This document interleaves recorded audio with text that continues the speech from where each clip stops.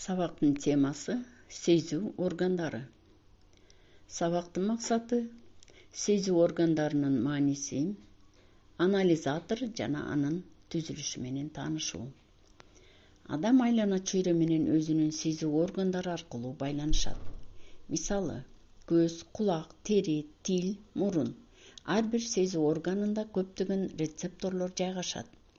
Мисалы, ооздо, тилде даамды сезүүчү, көздө жарыкты түстү кабыл алуучу рецепторлор жайгашкан.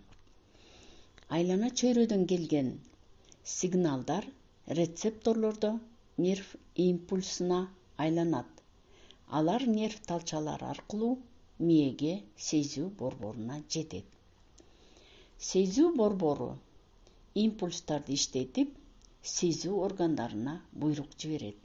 Ушундай жол менен айлана чөйрөдө эмне болуп жатканын биз сезебиз.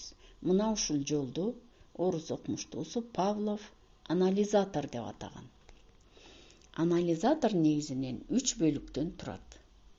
Биринчи сезүү органдарындагы рецепторлор, экинчи нерв жолдору, нерв талчалары, үчүнчү мээнин кыртышындагы кабыл алуучу, сезүүчү борборлор. Ар бир органдагы рецепторлор өзүнө гана тиешелүү таасирди кабыл алат.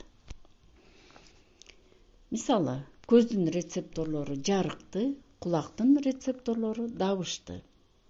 Адамдын бир эле сезүү органында бир нече түрдөгү рецепторлор дагы болушу мүмкүн. Мисалы, ооз көңдөйүндө даамды, температураны, ооруну кабыл ала турган рецепторлор жайгашкан.